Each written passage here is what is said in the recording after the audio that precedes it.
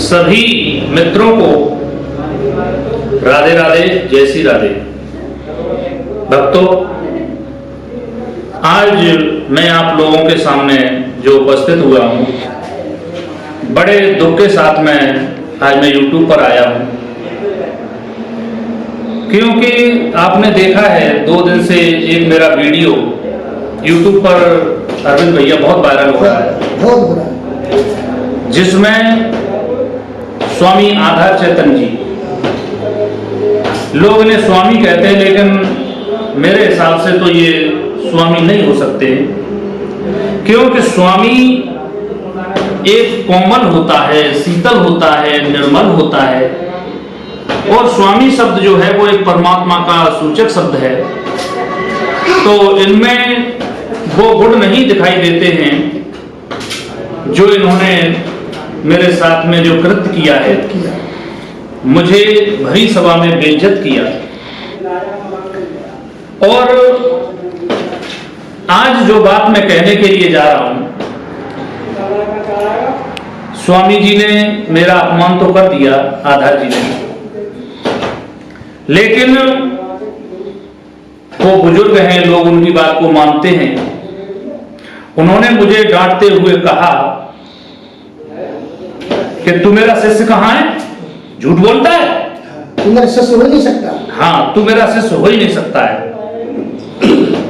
तो भक्तों, मैं जो वाक्य मेरे साथ में हुआ है उसे पूरा आप लोगों को समझाने के लिए जा रहा हूं। बुलबुल इधर आओ, इधर आ जाओ, बीच में बैठ जाओ। ये मेरी 3 साल की बेटी है बुलबुल, ऊपर को देखो बेटा, 3 साल की बेटी है बुलबुल, और इस कन्या की मैं कसम खाता हूं, क्योंकि लोग वैसे ये कहते हैं कि लोग झूठ बोलते हैं, लेकिन मैं झूठ नहीं बोल रहा हूं। जो भी कहूंगा इस बेटी की कसम खा के कहता हूं, सत्य कहूंगा। और लोग जिन्हें स्वामी कहकर के जानते हैं, सम्मान देते हैं, ये आधार चैतन्य जी उसके काबिल नहीं है, क्योंकि स्वामी शब्द एक परमात्मा का सूचक शब्द है। स्वामी तो कोमल होता है, निर्मल होता है, और जिसके हृदय में शीतलता न हो, कोमलता न हो, सबके लिए वही रूखी भाषा का प्रयोग करते हैं। तो मेरे हिसाब से ये स्वामी नहीं हो सकते। और आधार चैतन्य जी ने जो अपनी झोली से एक उभरता हुआ हीरा जो अपनी झोली से फेंक दिया है निकाल के, हो सकता है आने वाले समय में चैतन्य परिवार के लिए ये बहुत बड़ी एक कमी खलेगी।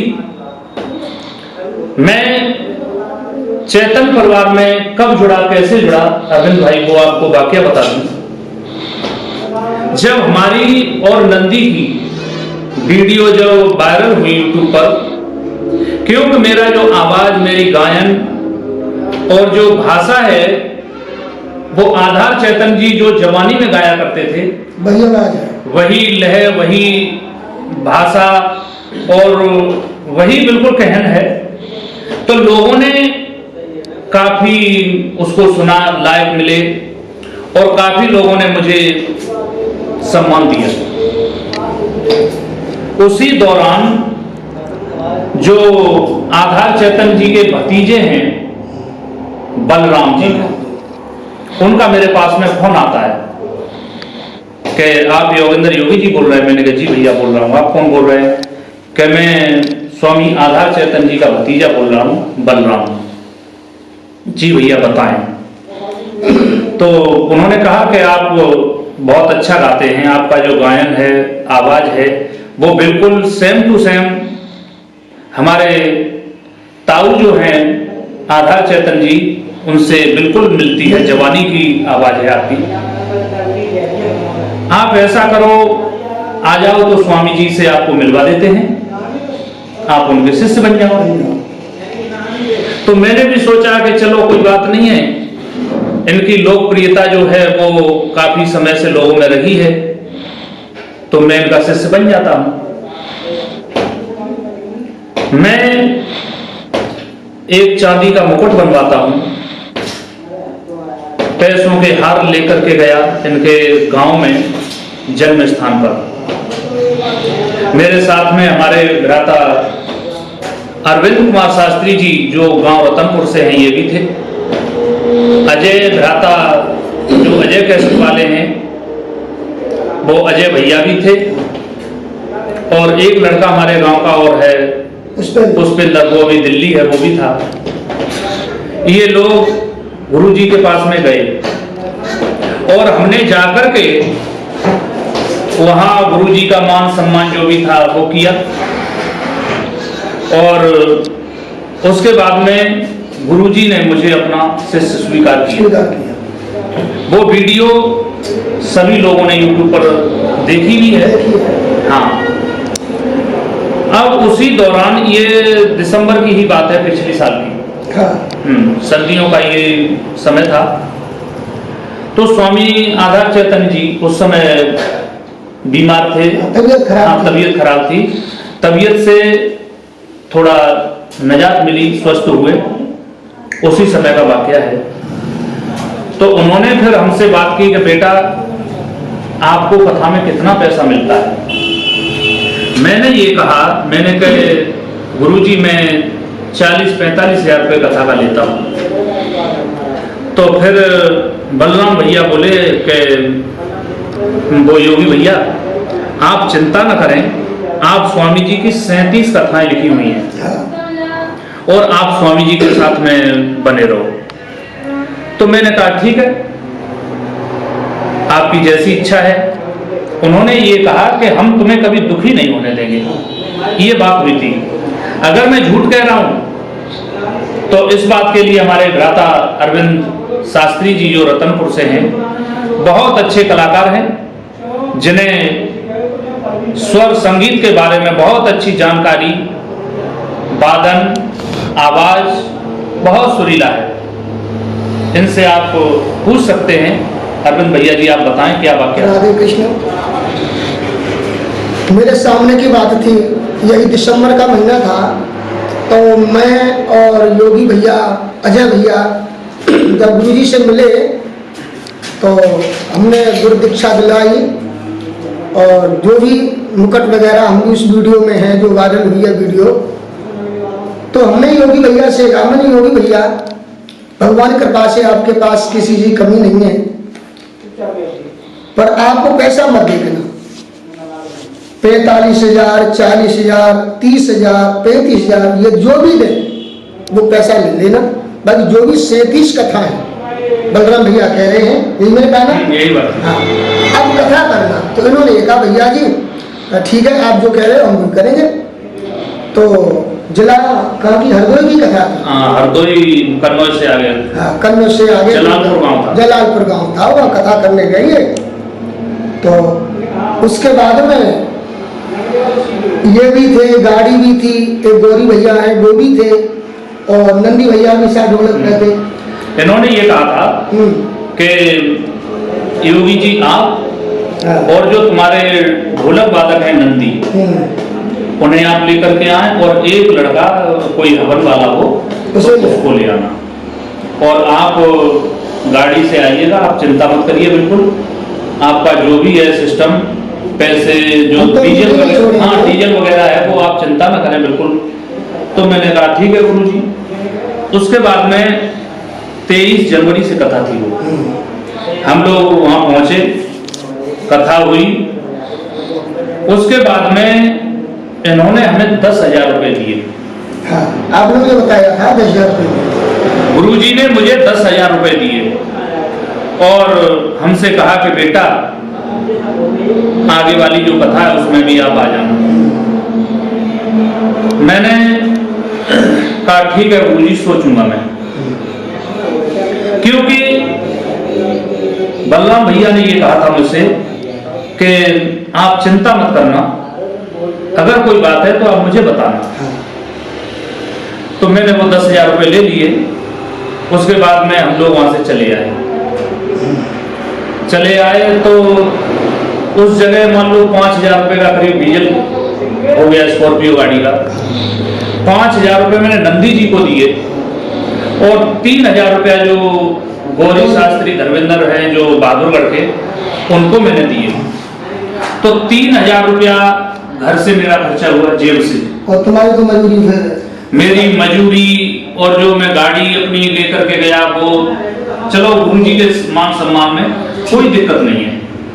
कम से कम मुझे 3,000 रुपए घर से तो न देने पड़ते। सत्य बात है। अब ये कहें या कहते हैं कि तुझे बताना चाहिए, अब ये यही कहेंगे कि तुझे बताना चाहिए, तो आप कोई अनजान तो है नहीं। सही बात। आप सब कुछ जानते हैं कि एक परिवार को चलाने के लिए कोई भी व्यक्ति घर से जाता है तो बिना पैसे के तो कोई नहीं जाता है। क्योंकि ढोलक वाला हुआ या चिमटे वाले, जो भी हमारे वादन यंत्र वाले हैं, वो पैसे लेते हैं।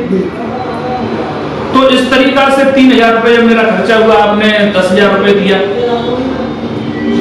आप जानते हैं कि इनका कितना खर्चा हो गया, तो आप उस तरह से सोच लेते तो मैं आप एक पिता को मालूम होता है कि हमारे जो बेटा है या शिष्य है, इसके भी बच्चे हैं। जब इसका गाड़ी का इतना डीजल खर्चा हो गया, इतना ये लड़के और भी 2 हैं, तो इन्हें खुद सोचना चाहिए। फिर हम घर आ गए, बलराम जी ने फोन किया कि योगी जी आपको दूसरी कथा में चलना है। मैंने कहा भैया मैंने दूसरी कथा जो मेरी थी मैंने ले ली है और मेरे पास अब टाइम नहीं है, आप अपना कोई दूसरा कलाकार हो उसको आप देख लेना। बस यही बात हुई है, कोई ज्यादा बात भी नहीं हुई। अब इतनी सी तुच्छ बात के लिए फिर इनकी कथा हमारे पास में जो गांव है अहरमई, उसमें लगती है। बलराम भैया से मेरी बराबर बात होती गई, कोई दिक्कत ही नहीं थी बिल्कुल। हाँ, ऐसा कोई बीच में मालूम ही नहीं था कि ये मेरे साथ में करके आ सकते हैं। हाँ, तो इन्होंने जब अहरमई की कथा आई तो मेरे पास में फोन आया कि योगी जी आप ऐसा करना, एक काम करना है, एक स्टेज का व्यवस्था कर दो, क्योंकि हम अपने यहाँ से स्टेज लेकर के आएंगे तो काफी पैसा लगेगा, वहीं से कोई स्टेज कर दो। वो 4,000 रुपए में स्टेज मैंने बुक की, 1,000 रुपया बुक का मैंने दिया, बुकिंग किया उसको। अब स्टेज को मैंने बुक किया, अगर मेरे दिल में कोई संदेह होता, तुम्हारे प्रति कोई घृणा होती, ईर्ष्या होती, तो मैं स्टेज को बुक नहीं करता। सही है ना? अपना पैसा 1,000 रुपया देकर के स्टेज को बुक किया मैंने। फिर चौथे दिन बलराम भैया का फोन आता है कि योगी जी आप आ जाओ, थोड़ा आपसे मान लो मुलाकात हो जाए, नजदीक की बात है। तो मैं करीब रात्रि के समय 7 बज गए होते, गाड़ी लेकर के गया, इनके पास में 1-1.5 घंटे बैठ के आया। उस समय आधार चेतन जी एकता में कोई रिश्तेदारी थी, वह चली गई थी। हाँ, फिर दूसरे दिन मेरी पत्नी की तबीयत खराब हो गई, 2 दिन आगरा में मुझे लग गए।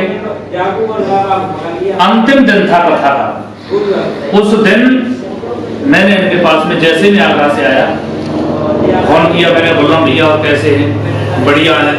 अरे भैया तुम तो बिल्कुल ऐसे डाल के चले गए, तुम्हारे क्षेत्र की बात थी, तुमने तो मुड़ के भी नहीं देखा कि कहीं अपने घर में ले जाना पड़े।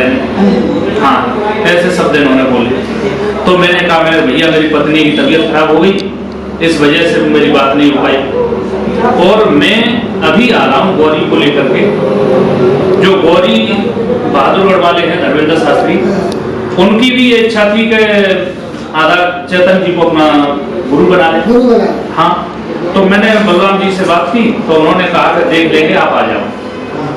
तो 5100 रुपए का हार तो उन्होंने गौरी जी ने बनवाया था और 1,000 रुपए का हार मैंने अपने लिए बनवाया। हम लोग वहां पहुंचे, इनसे बात हो गई थी कि ठीक है कोई दिक्कत नहीं है, आ जाओ आप। तो 10 बजे हम लोग वहां पहुंच गए। सुबह 10 बजे? हाँ, सुबह 10 बजे। करीब 2 घंटे फिर बलराम जी अपने पास में ही हमें रखते हैं। हाँ, वार्तालाप होता रहता है। स्वामी जी से मिलने के लिए गौरी जी बड़े लालायत थे कि पहले बात हो जाए, क्योंकि शिष्य बनना है तो पहले बात तो होनी है, गुरु जी से बात हो जाए, उसके बाद में मान सम्मान करेंगे। वही गुरु जी 4 शब्द बोल देंगे, ये मेरा शिष्य है। हाँ, तो बलराम भैया से फिर कहा तो बलराम भैया बोले कि वो समझ रहे होंगे कि पता नहीं, अब उन्हें तो कुछ और करना था उस जगह। उनके जो दिमाग में पहले से ही कुछ और चल रहा था।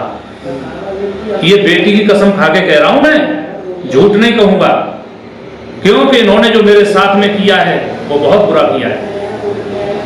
फिर इन्होंने कहा कि आप दिक्कत मत लो, गौरी को ऐसा करना, कभी आगरा लेकर के आ जाना, वहां इन्हें शिष्य बनवा देंगे आवास पे।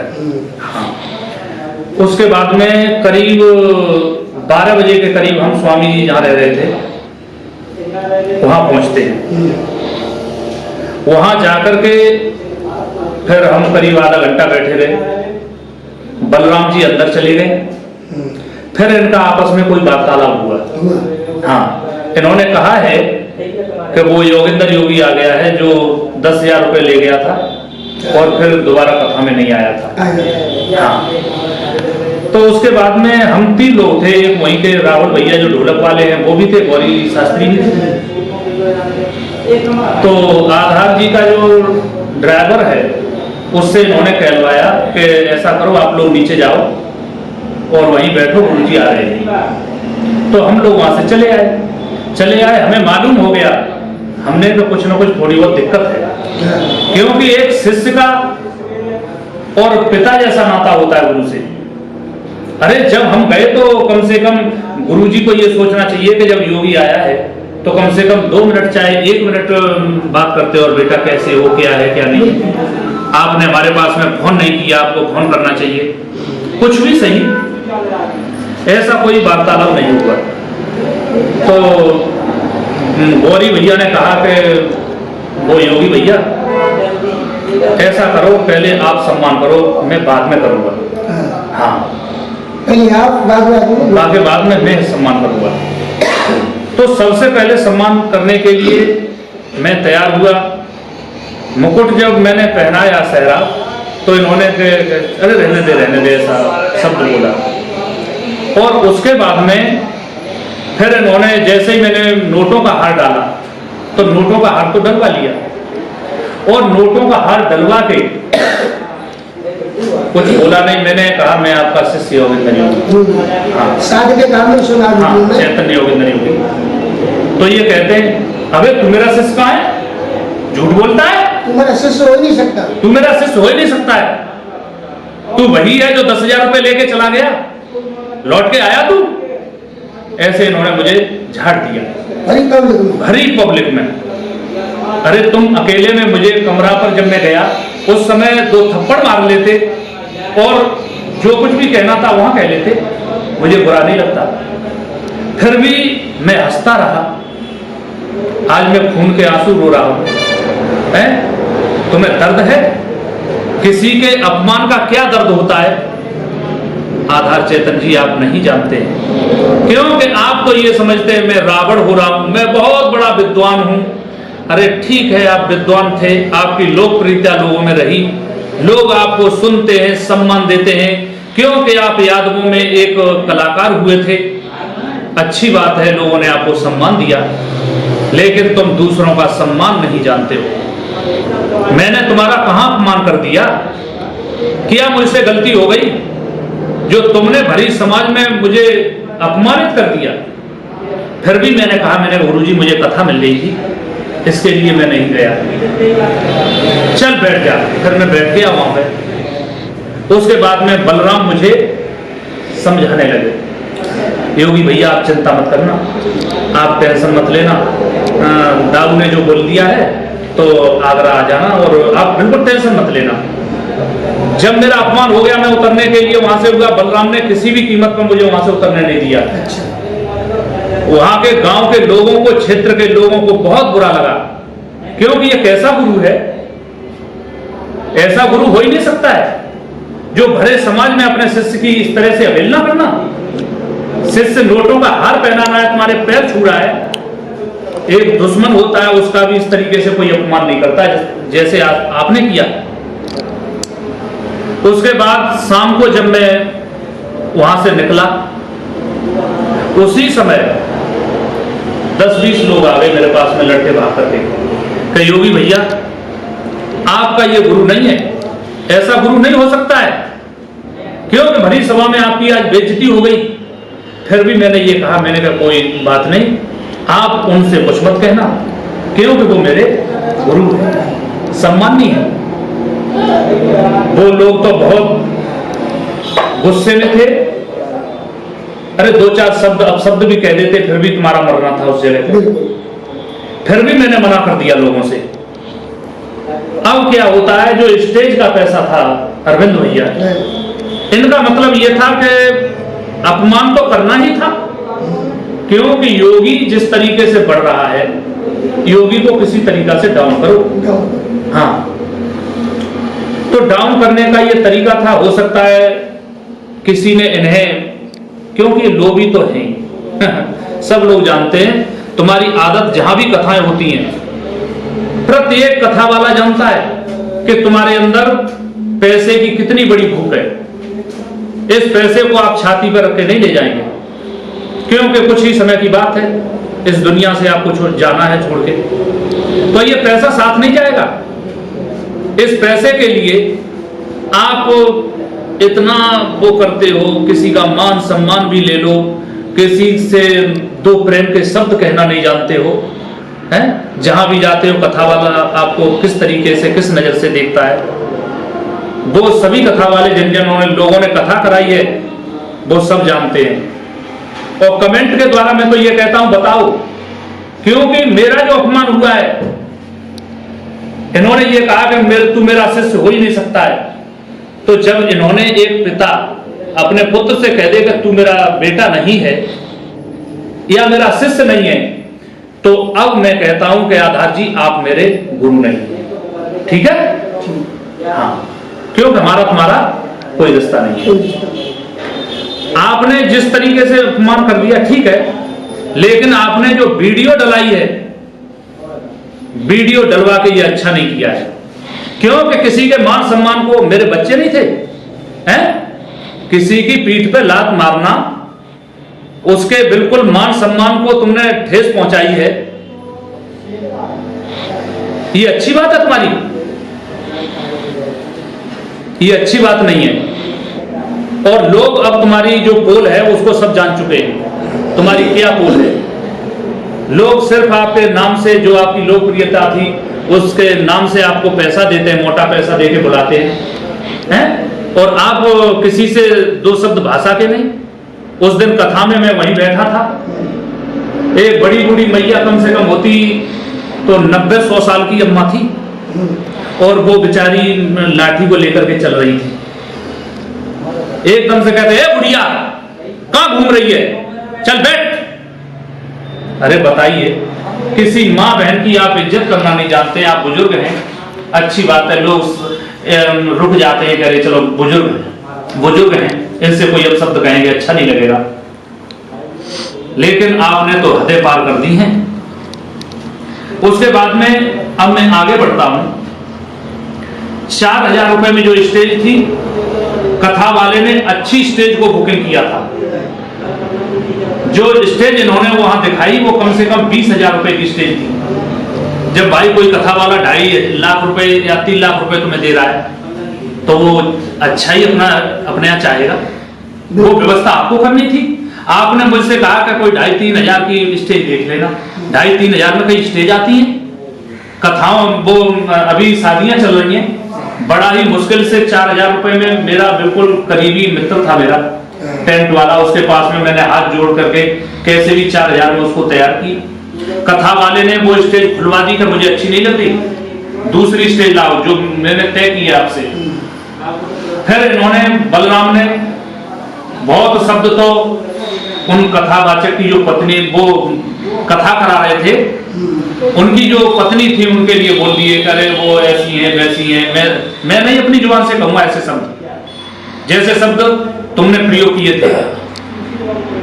क्योंकि जो व्यक्ति आपको इतना मोटा पैसा देकर के बुला रहा है, तो आप एक सच्चाई पे तो रहिए। आपने जो मान लो जिस प्रकार का, जिस चीज का आपने बोला है कि हम इस तरह की स्टेज लगवाएंगे आपके यहाँ, हमारी ये व्यवस्था होगी, ये साउंड की व्यवस्था होगी। जब आप मोटा पैसा लेते हो, वहां सामान ले जाओगे लुचुर पुचुर, हैं? तो फिर वो क्या करेगा कथा वाला? वो स्टेज उसने खुलवा दी, फिर वो बेचारा भागता भी रहा, उसे बढ़िया स्टेज नहीं मिली। उसके बाद में वही स्टेज उसने फिर लगवाई। अब अंदाजा लगाओ, एक बार जब लड़कों ने लगाया तो भाई लड़के तो मेहनत लेते हैं अपनी लगाने वाले, उसको खोल दिया, फिर उसको लगाया, टेम्पू वाला उसको लेने के लिए पहुंच गया, फिर वहां से वापस आया। अब इनका मतलब ये था कि किसी भी तरीका से योगी को इस स्टेज का पैसा नहीं देना है। हाँ, शाम को जब दावत हो रही थी उसी दिन मैंने बलराम के पास में फोन किया, मैंने कहा भैया ऐसा करो, वो स्टेज वाले को पैसे दे दो। तो ये कहते हैं कि भैया वो उसने पैसा नहीं दिया है कथा वाले ने, और कल तुम चिंता मत करो क्योंकि तुम्हें मैंने दिल से माना है, आप मेरे बड़े भाई हैं। हाँ, यानी इस तरीका से बोल रहे थे जैसे कि किसी भी तरीका से यहाँ से हम निकल जाएं और जो स्टेज का पैसा है वो योगी को देना पड़े। तो क्या उसने कथा वाले ने पैसा नहीं दिया हमें और मैं तुम्हें खाते में डाल दूंगा पैसा। अब ये बताओ, जिस व्यक्ति की स्टेज को मैंने लगवाया वो बेचारा इतना इंतजार करेगा क्या? नहीं करेगा है? और अच्छा भी नहीं लगता है। जब तुम्हारा काम पूरा हो गया उसका पैसा दो तुरंत। इन्होंने नहीं किया। उसके बाद में मैंने एक लड़के को फोन करके भेजा, मैंने कहा वो जो कथावाचक, वो कथा वाले हैं मालिक, उनसे मेरी बात करा दो। उस लड़के ने जब बात को कराया तो मालिक ने कहा कि प्रशांत जो थे, प्रशांत भैया, उन्होंने कहा कि योगी जी यहाँ से तो पूरा पेमेंट हो गया, मेरा कोई जिम्मेदारी नहीं है, आप अपना स्वयं जानो। हाँ, किससे आपकी बात हुई है, क्या है? फिर मैंने बलराम के पास फोन किया, मैंने कहा भैया ऐसा है, वो स्टेज के पैसे दो। वो तो कह रहे हैं कि वो यहाँ से पूरा पेमेंट ले गए। फिर ये कहते हैं आप चिंता मत करो और कल हम तुम्हारा डाल देंगे, खाते में डाल दूंगा, आप क्यों परेशान हो रहे हो, फोन पे कर दूंगा। उसके बाद में अब ये बताओ, जब आप झूठ नहीं बोल रहे थे, आपके दिल में खोट नहीं थी, पैसा देने का विचार ही नहीं था आपका, तो आप ये कहते कि ठीक है वहीं थे, ये पैसा लेकर के गए, तो ये कहते कि ठीक है वो स्टेज वाले को भैया मैं देता हूं पैसे। जब तुम्हें पैसा मिल गया उसके बाद तुम हमें पागल बना रहे हो कि पैसे खाते में डाल दूंगा। तब मैंने ये दूसरे दिन जब इनका टेंट खुल गया और साउंड खुल गया, उसके बाद में मैं उस जगह पर पहुंच गया। मैंने ये कहा तब तक टेंट और साउंड नहीं जाने दूंगा जब तक उसके पैसे नहीं दोगे। तब बलराम ने पैसे दिए। तो भाइयों, मैं आपसे, सभी जो जनता मेरी देख रही है, मैं आपसे ये अनुरोध करता हूं, ऐसे आधार चैतन्य जी से अब कथाएं कराना आपका व्यर्थ है, क्योंकि जो अपने शिष्यों का सम्मान न जाने, स्वर सम्राट बड़े भ्राता ब्रजेश कुमार शास्त्री जी, जिन्होंने दुनिया में इतना तहलका मचाया, बड़े भ्राता वो भी स्वर के सम्राट थे, सूर्य चैतन्य जी, आला सम्राट जी, उन्होंने भी दुनिया में आला के क्षेत्र में बहुत तहलका मचाया। इन्होंने, आधार जी ने उन्हें भी कभी अच्छी नजर से नहीं देखा। मुझसे तो बहुत बड़ी भूल हुई जो मैंने तुम्हें जाकर के अपना गुरु बना लिया। मेरी मत पे पत्थर पड़ गए हैं। मैंने इतना संघर्ष किया, 10 साल से इतनी मेहनत कर रहा हूं, उसको उस पर तुमने पानी फेर दिया 2 मिनट में। ये मेरे बच्चे हैं, क्या खाएंगे? तुमने सोचा? नहीं सोचा। सो गई। आपको ऐसा नहीं करना चाहिए था। तो मैं यही कहना चाहता हूं, जो सच्चाई थी वो मैंने आप लोगों को दिखा दी है, और इनके जो काले कारनामे हैं उनका ये स्वयं भुगतान करेंगे। मुझे नीचा दिखाने के लिए या तो इनको किसी ने पैसे दिए हैं या इन्होंने जानबूझ करके ऐसा किया है। अगर मैंने इनके साथ में गलत किया है, छल द्वेष भावना की है, तो कि मेरा सर्वनाश हो जाए। और इन्होंने अगर मेरे साथ में किया है तो इनका सर्वनाश हो जाए, क्योंकि ऐसे गुरु को तो नरक में भी ठौर नहीं है। नमस्कार भाइयों, जो सत्यता थी मैंने आप लोगों को दिखाया, और जो भी है मैं आप सभी का वही योगेंद्र योगी, आप बहुत सम्मान देते हैं। और मैं बता दूं, जो भी मुझसे उम्र में बड़ा है ये तो किसी का सम्मान नहीं जानते, जितने भी कथावाचक हैं केवल मुझसे उम्र में बड़ा होना चाहिए। ये नहीं है कि मैं बहुत बड़ा कलाकार हो गया, अहंकार नहीं। जो मुझसे उम्र में बड़ा है मैं उसके झुक करके पैर छूता हूं। कथावाचकों को सभी को मालूम है, भरी सभा में जाकर के मैं उनके पैर छू लेता हूं। बैटरी डाउन है। ठीक है, तो इन्हीं शब्दों के साथ मैं अपनी वाणी को विराम देता हूं, और दो शब्द हमारे भैया कहें तो कुछ कह दें। मैं इतना ही कहूँगा कि हमारे योगेंद्र योगी बहुत अच्छे भाव, अच्छे विचार, और मन की बात यह है कि मुझे बड़ा स्नेह देते हैं। और मुझे भी बड़ा कष्ट हुआ कि जब भरी समाज में, भरी पब्लिक में भैया के प्रति ऐसा कहा तू मेरा शिष्य नहीं हो सकता, तो मुझे बड़ा खेद हुआ, और इतना खेद हुआ मैं बता नहीं सकता। बाकी मेरे योगी हृदय से पवित्र हैं, बहुत अच्छे भाव हैं। इन शब्दों से वाणी विराम करूंगा। राधे कृष्ण।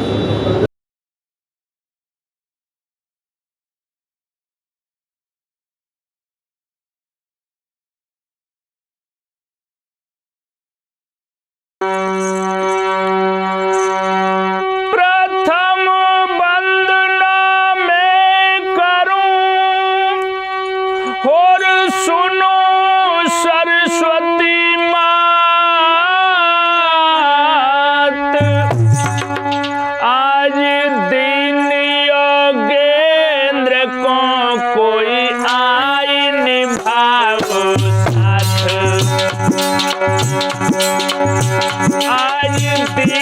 योगेंद्र को कोई आई निभाओ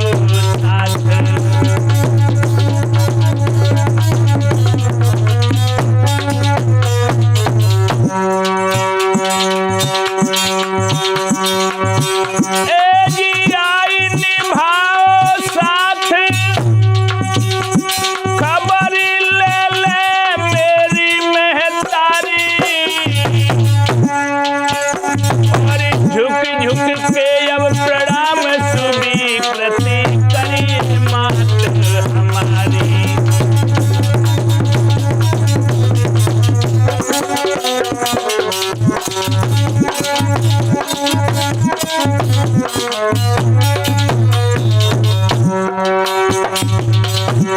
और हे माँ, अरे तेरे बल पे माते आज मैंने बढ़ा दी गाड़ी, आज मैंने बढ़ा दी गाड़ी। और आज सभा के बीच में मैया हुई जा कंठ पे ठाड़ी।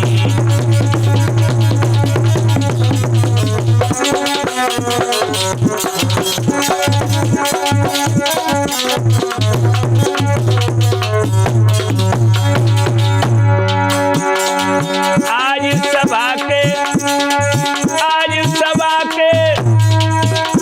सभा के बीच में मैया हुई जा कंठ पे ठाड़ी।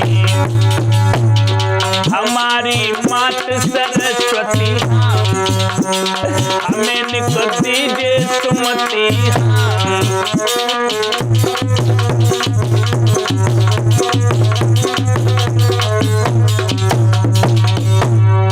और लल्ला नंदी ए बाल हिडामिनी सिंह बहामिनी, और ध्यान करूं तेरो जपती। और के कौन संतन पे भीर परी करी क्रोधी अपार वहां लड़ती। के कौन संतन पे भीर परी करी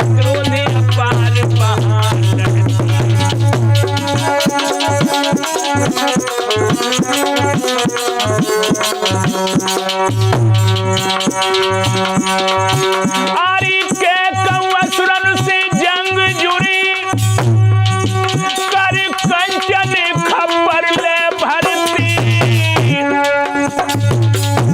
योगेंद्र कहीं बड़ी देर भई मेरी अम्ब विलंब कहाँ करती हमारी मात सरस्वती हाँ हमें निको दीजिए सुमति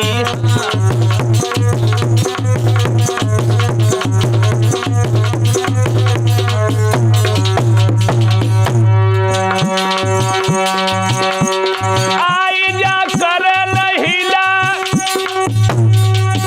और आज सभा के बीच दर्शाई रहे सरवर नीर की लीला आज सभा के बीच दर्शाई रहे सरवर नीर की लीला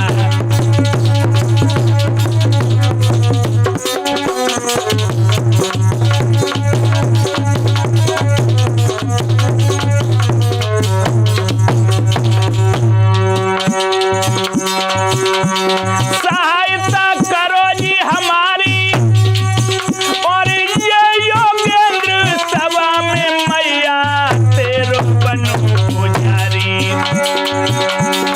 ये योगेंद्र सभा में मैया तेरो बनो पुजारी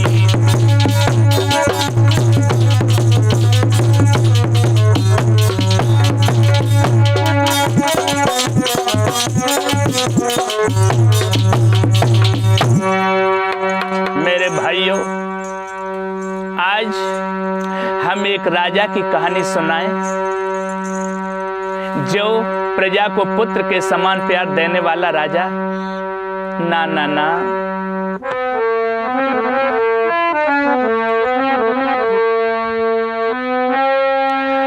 अम्बा नगरी में बसे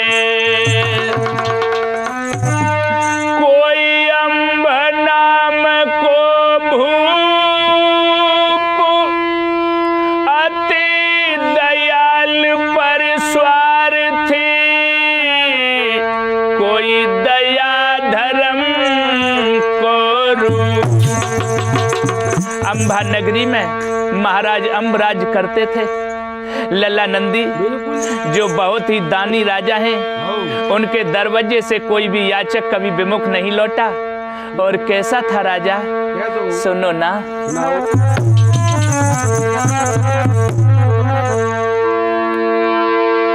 आमिली नाम की रानी थी और पतिव्रता पति की प्यारी थी और सरवर नीर कुमार दोनों दुई बेटन की महतारी थी।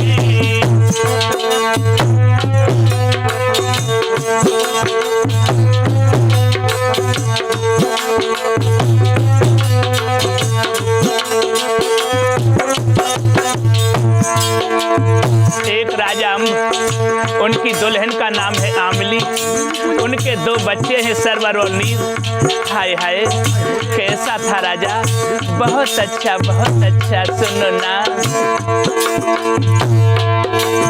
आमली नाम की रानी थी, पतिव्रता पति की प्यारी थी। भैया सरवर नीर कुमार दोनों दुई बेटन की महतारी थी।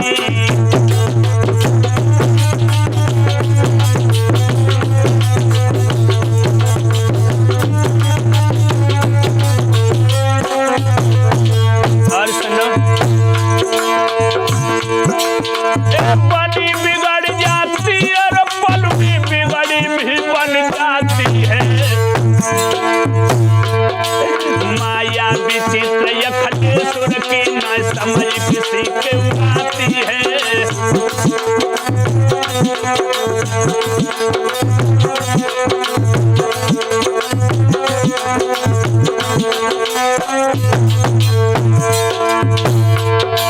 और करो शोर बंद ध्यान से सुनो जदा और टूटे फूटे शब्दों में कम दुख की भरी कहानी को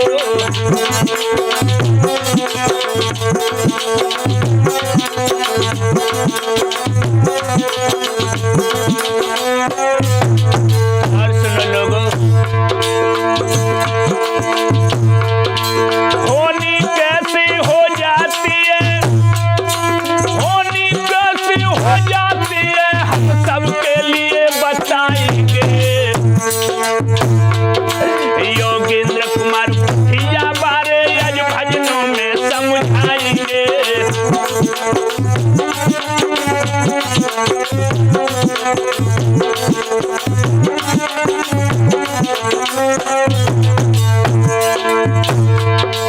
योगेंद्र कुमार बेटा बारे आज भजनों में समझाएंगे।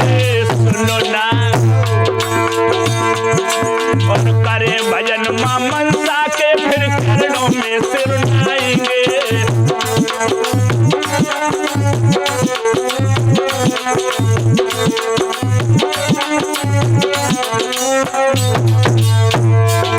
और लल्ला नंदी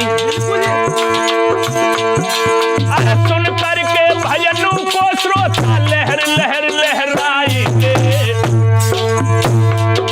और भजन करे मां मनसा को फिर जीवन सफल बनाएंगे।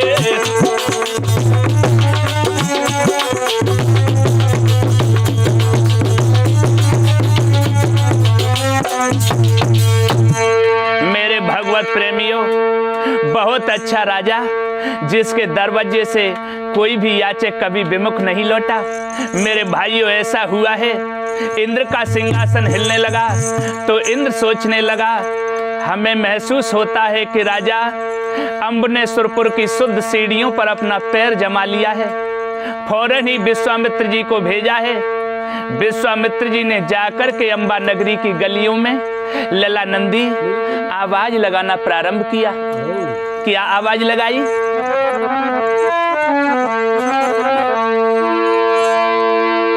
ए अंबा नगरी में आई सकुन एक साधु फरमायो। क्या बोले विश्वामित्र? कैसे बोले? ए पूरो करे सवाल होई कोई लाल प्रभु को प्यारो।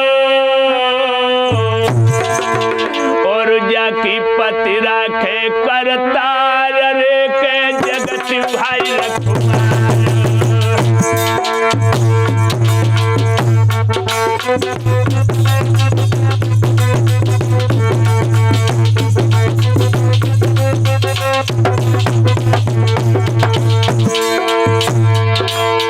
अरे जगत रखबारो, जगत रखबारो, जगत रखबारो, जगत रखबारो।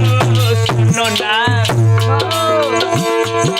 जगपति राखे करतार रे के जगत भाई रखबारो।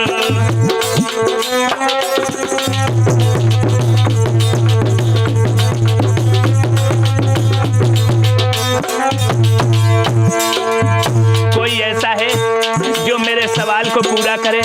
महात्मा जी आवाज देने लगे और लल्ला नंदी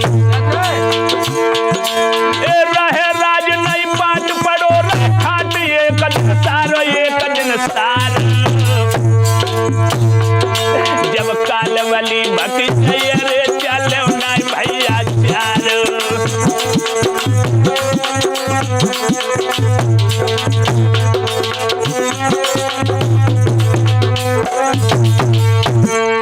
महात्मा जी आवाज देने लगे, कोई ऐसा है जो मेरे सवाल को पूरा करे? जब काल की ताल बजेगी उस समय बड़े बड़े बहादुर चले गए, वो भी चला जाएगा। और महात्मा जी ने क्या आवाज लगाई लला? जब लंबी टेर लगाई है, जब लंबी टेर लगाई है, कछु पुरवास न सुन पाई है। जब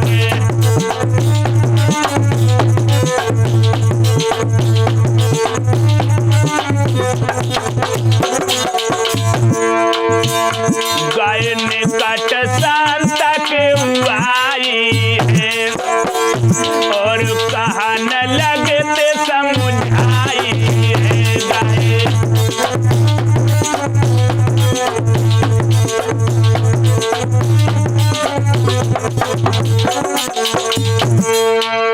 जब महात्मा जी ने आवाज को खींच करके लगाया तो पूर्ववासियों ने आकर के योगी को घेर लिया। क्या कह रहे हो महात्मा जी? सवाल दिया है, हमने सुना है तुम्हारा राजा बहुत ही दानी है। पूर्ववासी कहने लगे महाराज दानी तो बहुत हैं, लेकिन हमारे महाराज बहुत ही ज्यादा दानी हैं, तुम उनके पास चले जाओ। साधु जी महाराज पास तुम राजा के जाओ और पूर्ण इच्छा होए न खाली हाथन तुम आओ। ऐसो राजा है परकाजी, सब विध करे तुम्हारी राजी। धन दौलत की चलत का मांगे से दे दिए अपनी जान। ऐसा राजा है कि वो अपने प्राण भी दे सकता है। तो आज महात्मा जी राजा अम्ब की कचहरी के लिए प्रस्थान करते हैं। कैसे जा रहे लल्ला?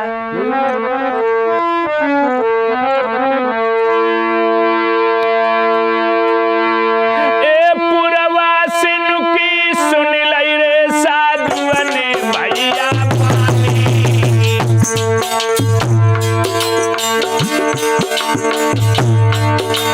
आई गौ राजा के पास रे जहाँ राजधानी।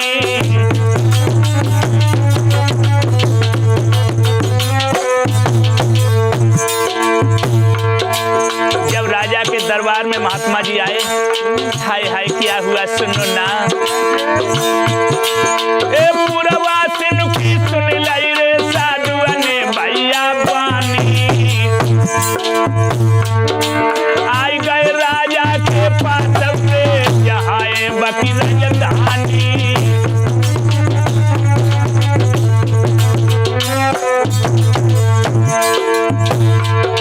महाराज आज हम आए तेरे पास, और जब जानू वो दानी करे मेरे दिल की पूरी आस।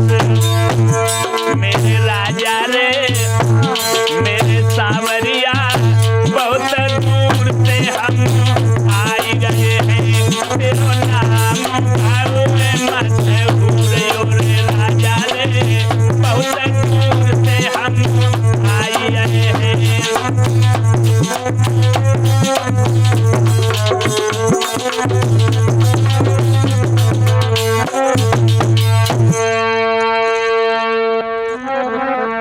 और मेरे भाइयों, ये जो हमारी लीलाएं हैं इनको पूरा सुनने के लिए शाम 6 बजे प्रतिदिन का इंतजार करें।